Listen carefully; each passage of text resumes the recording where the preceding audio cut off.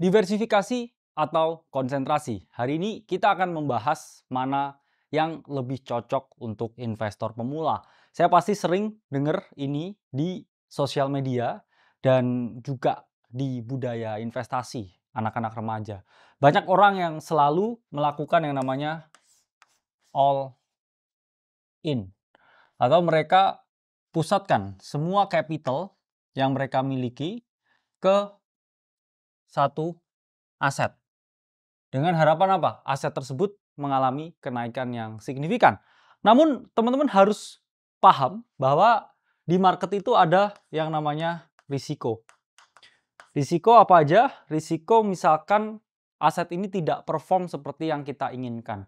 Atau aset ini perform tapi mungkin waktunya itu lama. Sehingga ada aset lain yang performnya itu jauh lebih bagus dan kita kehilangan yang namanya opportunity cost. Apa ini opportunity cost? Yaitu adalah suatu pilihan yang hilang ketika kita memilih suatu pilihan tertentu.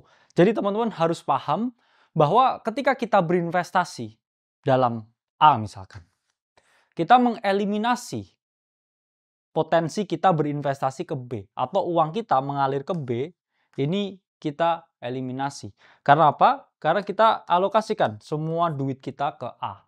Namun teman-teman harus paham, ketika A ini perform dan memperoleh return yang maksimal, oke, let's say 300%, dan B ini cenderung tidak perform atau turun, teman-teman harus paham, teman-teman di sini pasti merasa menang. Tapi gimana kalau skenario ini terbalik? Ada pilihan investasi aset A sama B, tapi teman-teman justru berinvestasi ke aset yang B, ya.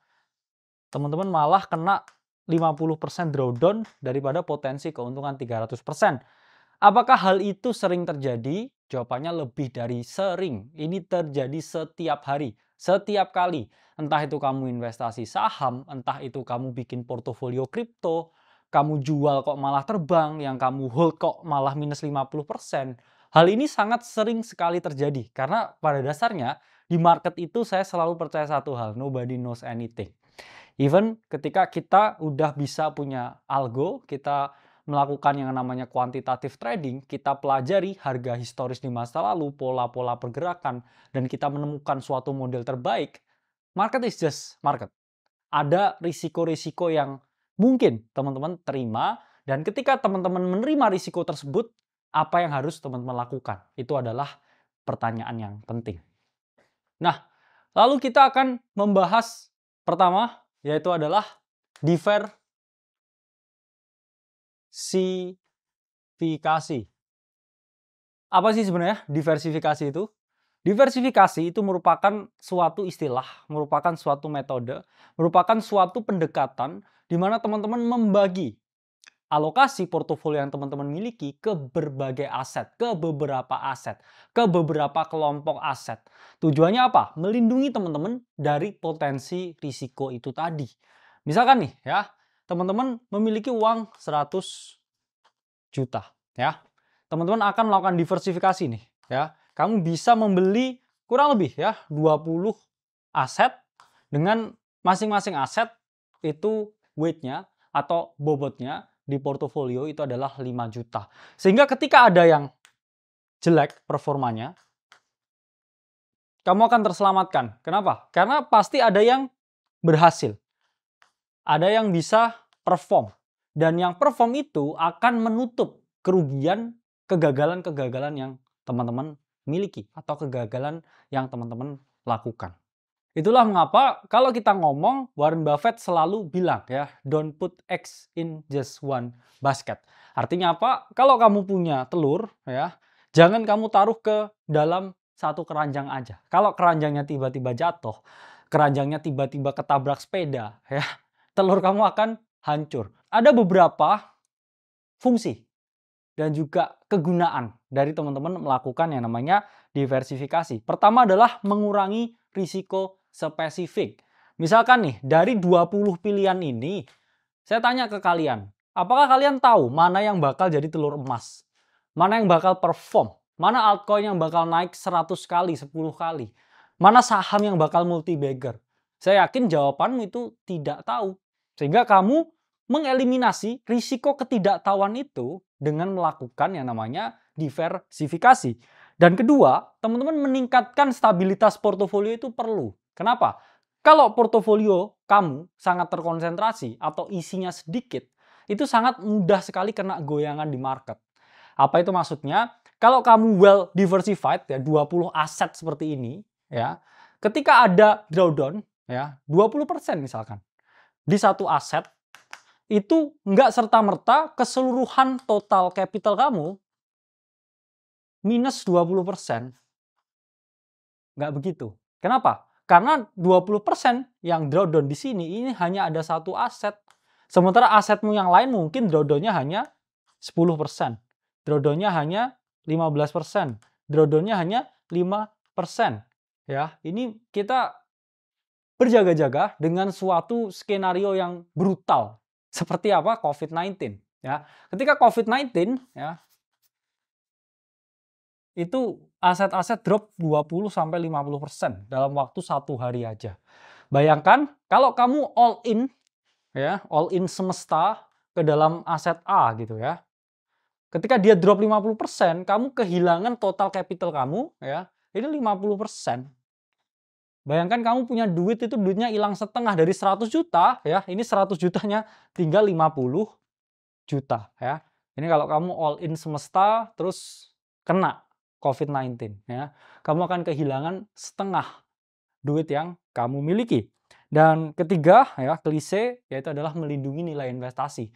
Ya jelas ya, diversifikasi karena ketidaktahuan itu secara otomatis investasi yang kamu lakukan itu lebih terlindungi dibandingkan apa? Dibandingkan ketika kamu hanya all in semesta dan berinvestasi ke satu aset aja.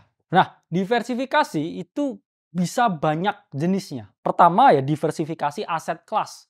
Kamu apa? Punya properti, kamu punya cryptocurrency, kamu punya saham, kamu punya reksadana, kamu punya obligasi. Itu artinya apa? Aset kamu tersebar ke berbagai instrumen-instrumen yang dia memiliki korelasi yang berbeda-beda juga. Oke? Dan yang kedua ya, kalau kamu berinvestasi, kamu bisa melakukan yang namanya diversifikasi sektor. Misalkan kamu investor saham, kamu bisa nih, oke saya juga invest di sektor teknologi karena growth-nya cepat. Saya juga bisa investasi di sektor keuangan, di sektor consumer goods dan lain sebagainya. Ya, itu salah satu bentuk dari diversifikasi. Kemudian ada diversifikasi geografis, tapi saya kasih tahu kalau duit kamu nggak triliun-triliunan ya, 5-10 T ya, dalam Indo ini masih menarik ya. Tapi kalau udah lebih dari 5-10 T ya, itu luar negeri juga opsi ya yang bisa teman-teman pertimbangkan. Tapi kalau kamu belum di 5-10 T ya, jangan berinvestasi ke luar negeri karena tidak worth it. Kenapa? Pajaknya juga gede ya, banyak sekali hal-hal yang harus teman-teman perhatiin. Ya itulah mengapa ya teman-teman harus sangat hati-hati. Oke. Selanjutnya diversifikasi waktu, kadang menyebar pembelian aset itu juga masuk akal. Kita juga ngomong itu dengan metode yang namanya adalah DCA ya. Nah, ketika kamu DCA, kamu melakukan pembelian ke setiap titik yang ada di market. Harapannya apa? Ya kamu ketika di rata-rata ya, average buy-mu itu masih lebih oke. Karena apa? Karena orang yang mencoba ya timing market secara ekstrim buy and sell itu juga relatif lebih sulit dibandingkan apa? Dibandingkan dengan kamu hanya melakukan yang namanya DCA ya atau dollar cost average. DCA itu salah satu bentuk dari diversifikasi waktu ya. Jadi kamu membatasi extra ultra very big exposure dalam satu waktu dengan kamu melakukan yang namanya dollar cost average. Selanjutnya ya, diversifikasi gaya strategi investasi ya, kamu bisa split ya account ketika kamu misalkan ya punya akun kripto atau akun investasi ya. Ini bisa kamu pecah. Misalkan untuk ada satu akun untuk scalping. Ada satu akun untuk swing trading. Atau satu lagi, ini ada satu akun lagi untuk hold forever ya. Kalau kamu beli Bitcoin ya kamu bisa melakukan yang namanya self custody. Jadi ini kamu bisa membedakan akun yang kamu miliki.